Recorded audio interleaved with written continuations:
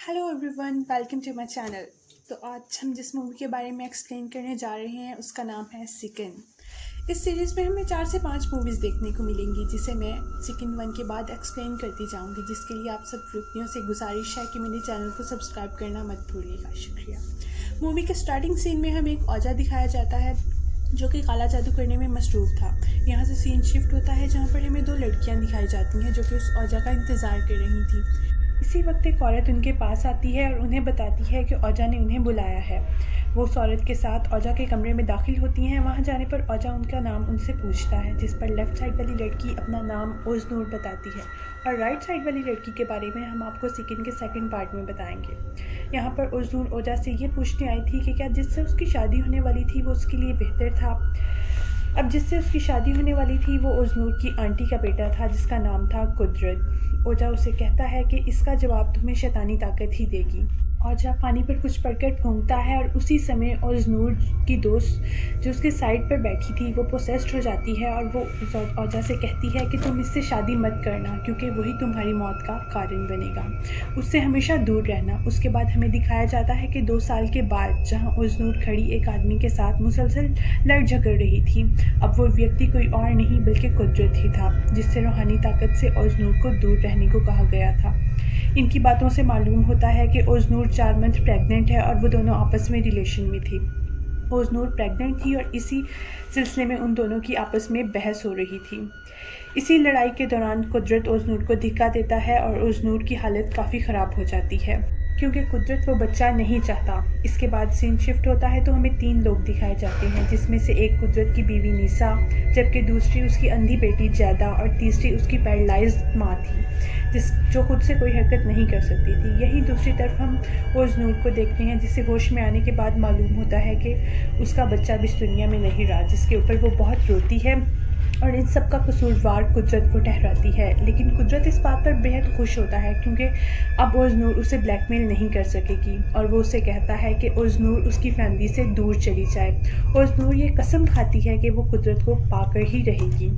और इसके बाद हम देखते हैं कि कुदरत अपने रूम में सो रहा था। उसी समय जैदा उसके पास आती है और उसके हाथ में एक ट्रे होता है जिसमें 2 आंखें रखी हैं और वह कुदरत से कहती है कि वो ये आंखें उसकी आंखों पर लगा दे, जिस पर उसे देख सकेगी। उसी वक्त कुदरत की आंख खुल जाती है और उसे समझ आ जाती है कि वो एक सपना देख रहा था। उसके बाद कुदरत जैदा के रूम में जाता है और वह जैदा के अंधेपन का जिम्मेदार खुद को ठहराता है, क्योंकि जिस वक्त नीसा प्रेग्नेंट थी वो उसे हॉस्पिटल नहीं लेके जा सका था, जिसकी वजह से जैदा की आंखें इंजर हो गई थीं और अब वो देख नहीं पाती थी। और कुदरत इन सब का जिम्मेदार खुद को ठहराता था और वो इस बात पर बहुत दुखी था।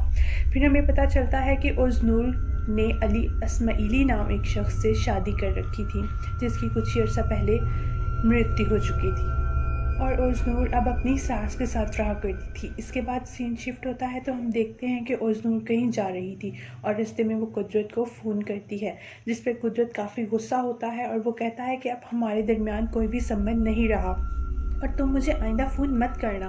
दूसरी तरफ हम जैदा को देखते हैं जो कि अपने रूम में बैठी रो रही थी, जिस पर मीसा के पूछने पर वो उसे बताती है कि उसके साथ कुछ बुरा हुआ है, जिसके बारे में वो बाबा से कोई जिक्र मत करें। अब जैदा के साथ क्या हुआ था ये हम आपको बाद में तफसील से बताएंगे।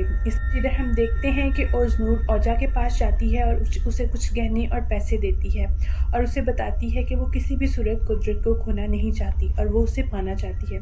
और औजा उसे बताता है कि वो मीसा की बीवी पर एक पिक स्मेल करेगा, जो कि एक बहुत शक्तिशाली जादू था जिसे सिर्फ वही कर सकता था। औजा उसे बताता है कि शैतानी ताकतों में से भी मोस्टली क्रिश्चियन होते हैं और इनमें से भी एक किस्म ऐसी होती है अजमीर, जो कि मुसलमानों से शदीद नफरत करते हैं। औजा एक और बात कहता है कि ये सब काम करने के लिए मुझे नीसा के कुछ बाल, नाखून या कुछ खून की ज़रूरत होगी और ये सब करने के बाद नीसा और उसके रिश्तेदारों की मौत हो जाएगी और कुदरत तुम्हारा हो जाएगा। अब पिग स्मेल करने के लिए औजा एक पिग को मारता है और उसकी आंतों को बाहर निकालता है और उसकी आंतों को वो एक डेड बॉडी पर रखता है और ओज़नूर नीसा के नाखून या खून लाने को कहता है। कुदरत की पैरालाइज्ड माँ को पिक्सल का एहसास पहले ही हो चुका था, क्योंकि उसे वहाँ पर शैतानी ताकतों की मौजूदगी का एहसास हुआ था। ओज़नूर वहाँ वॉशरूम में जाने का बहाना करती है और वहाँ जाकर कॉम पे लगे कुछ बाल और एक यूज्ड पैड लेकर जाती है और उसे औजा को दे देती है।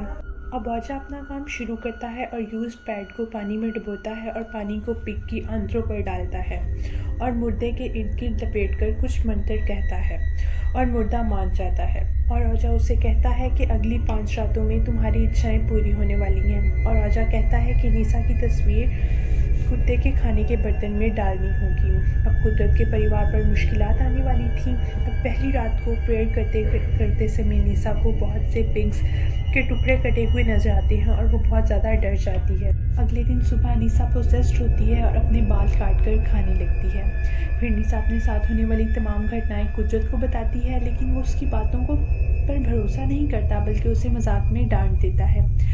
उसी रात को ओज़नूर के साथ भी कुछ घटनाएं होने लगती हैं। जब वो सो रही थी तो उसे अपना मरा हुआ हस्बैंड अली दिखाई देता है जो खून से लथपथ होता है और दरवाजे पर अपना सर मार रहा होता है। वो कहता है कि मैंने तुम्हारे कारण सुसाइड की थी, क्योंकि उसे ओज़नूर और कुदरत के बारे में सब मालूम हो चुका था। और ये सब कहने के साथ ही अली अपने हाथ में एक ब्लेड लिए ओज़नूर की तरफ बढ़ता है और अली कहता है कि अब वो उसे भी मार डालेगा। ओज़नूर चीखने लगती है और वहाँ से भागने लगती है, लेकिन जैसे ही वो अपने पाँव बेड से नीचे ज़मीन पर रखती है तो उसके पाँव में ब्लेड चुभता है और ये वही ब्लेड था जिससे अली ने अपनी जान ले ली थी। अब ओज़नूर सोच में पड़ जाती है कि आखिर ये सब उसके साथ क्यों हो रहा था। अब तीसरे दिन निसा जिस दिन अपनी सांस को साफ करके जैसे ही किचन में जाती है, उसकी सांस को वो डेमन प्रोसेस्ड कर लेता है और वो किचन की तरफ बढ़ने लगती हैं। वो किचन में जाती हैं और वहाँ पर उबलता हुआ सूप अपने सर पर डाल लेती हैं, जिसके कारण उनकी मौत हो जाती है।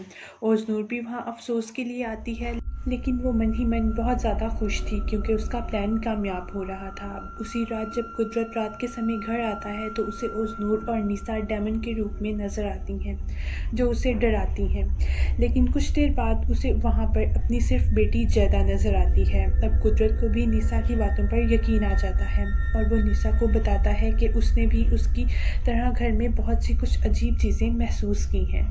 और इस सब के समाधान के लिए वो एक पादरी के पास जाता है, जहाँ जाने पर उसे पता चलता है कि उसकी वाइफ को किसी शैतानी ताकत ने प्रोसेस्ड कर रखा था और इसी की वजह से ये सब हो रहा था। और वो पादरी उसे बताता है कि उसकी किसी के साथ दुश्मनी होगी और ये सब उसके ही कारण हो रहा था।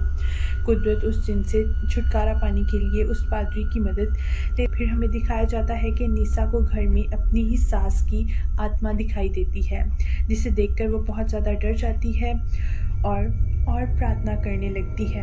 उसी समय वहाँ कुदरत आ जाता है और कुदरत उसकी हालत देखकर उसे बताता है कि कल पादरी इस परेशानी का हमेशा के लिए हल निकाल देंगे। दूसरी तरफ हम ओज़नूर को देखते हैं जिसे निसा एक डेमन के रूप में दिखाई देती है और उसके हाथ में एक न्यूबॉर्न बेबी था जो कि ओज़नूर का था और जो कि उसके पेट में ही मर चुका था। डेमन उसे डराता धमकाता है और उसके बाद वहाँ से गायब हो जाता है। अब 14 मई की सुबह ओज़नूर बात करती है औजा से। वो बताती है कि मुझे बहुत बुरे सपने आ रहे हैं, लेकिन औजा उसे कहता है कि अगर तुम्हारा उनसे कोई भी खूनी रिश्ता नहीं है तो तुम्हें डरने की कोई ज़रूरत नहीं है। ये बातें ओज़नूर की सास सुन लेती है। उसके बाद हम देखते हैं कि निसा जैदा को तैयार कर रही होती है और जैदा अपनी दादी के हेल और हेवन में जाने के बारे में कुछ बात कर रही होती है। उसी समय निसा प्रोसेस्ड होकर खुद को फांसी देने लगती है। यहाँ भी जैदा का रवैया कुछ अजीब सा था। इसी समय कुदरत वहाँ आ जाता है और निसा को सुसाइड करने से रोक लेता है। ओज़नूर की सास घर आकर सब कुछ उनको बता देती है और कुदरत अपनी बीवी को लेकर औजा के पास जा रहा था। वहाँ औजा ने सारी तैयारी कर रखी थी कि जिनको बाहर निकालने की। अब ये 14 मई की रात की बात थी, यानी कि 5वां दिन शुरू हो चुका था। अब तक सिर्फ एक व्यक्ति की मौत हुई थी, लेकिन आज सारे फैसले हो जाने थे और बहुत से राज भी खुलने थे। वहीं दूसरी तरफ ओज़नूर को देखते हैं जो कि खाना खा रही थी और अचानक से उसको खाने के दौरान खून और वॉर्म्स नज़र आते हैं, जिसे देखते ही ओज़नूर वॉमिट कर देती है। उसके बाद ओज़नूर औजा को कॉल करती है, लेकिन उसी समय कोई डेमन ओज़नूर को प्रोसेस कर देता है और उसके शरीर की सब हड्डियों को तोड़ डालता है और उसकी वहीं मौत हो जाती है। अब ओज़नूर की मौत क्यों हुई, इसके कारण की वजह हम आपको मूवी के आखिर में बताएंगे। दूसरी तरफ कुदरत ओज़नूर के साथ पादरी के पास पहुंच जाता है। पादरी समझ जाता है कि ओज़नूर ने ज़रूर किसी शैतानी ताकत के साथ कोई डील कर रखी थी। जिसके कारण निसा को बचाना अब और भी ज़्यादा मुश्किल हो चुका था। पादरी निसा को एक कमरे में लेकर जाता है और उसको एक चेयर पर बिठाता है और उसके पास कुरान रखता है। अब पादरी एक लकड़ी निसा के सर पर मारता है, ये कहते हुए कि इसके ज़रिए वो सिर्फ शैतानी ताकत को मारेगा, निसा को इससे कुछ नुकसान नहीं होगा। पर उसी समय निसा की मौत हो जाती है। कुदरत अचानक गुस्से में आ जाता है और पादरी को मारने लगता है, पर पीछे उसे जैदा खड़ी नज़र आती है। अब यहाँ पर राज खुलता है। ओज़नूर ने गलती से जैदा को पोसेस करवा दिया था। अब मैं आपको बताती हूँ कि असल में हुआ क्या था। वो सीन आपको याद होगा जहाँ पर मैंने आपको बताया था कि जैदा अपने रूम में बैठी थी और रो रही थी और निसा से कह रही थी कि उसके साथ कुछ गलत हो चुका है जिसके बारे में बाबा को मत बताया जाए। वहाँ पे उसको पहली मरतबा मेंस्ट्रुअल साइकिल शुरू हुई थी और वो वॉशरूम में पैड किसी और का नहीं बल्कि जैदा का ही था। ओज़नूर ने सबके लिए ही मौत मांगी थी, लेकिन वो खुद भी जिंदा नहीं बच पाई थी। इन सब हादसों में शुरुआत से ही जैदा के अंदर इंजीर टाइप का एक जिन कसूरवार था। जैदा ने ही सबसे पहले अपनी दादी को मार डाला और उसके बाद ओज़नूर और अपनी माँ की भी मौत का कारण जैदा ही बनी। और एंड पर वो अपने बाप को एक शैतानी मुस्कुराहट के साथ देखती है और यहीं पर मूवी ख़त्म हो जाती है।